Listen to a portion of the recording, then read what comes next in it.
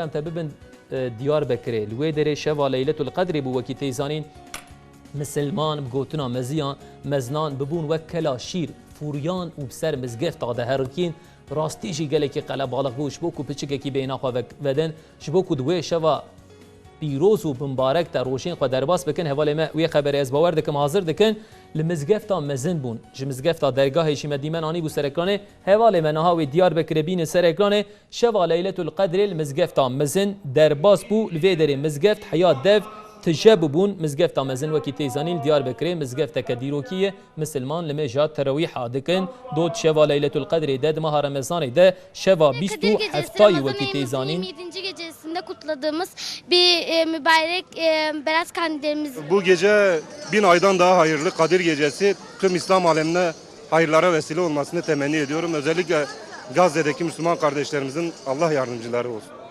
بله براک قرال احمد تو جی دبینه دیار بکری جی دلیوان سر غزه دشوت او جی شوا خو بوراندن و جبو غزه جبو خلک کوبانه دعا کرن İslam arasında, mümin ile iman arasında.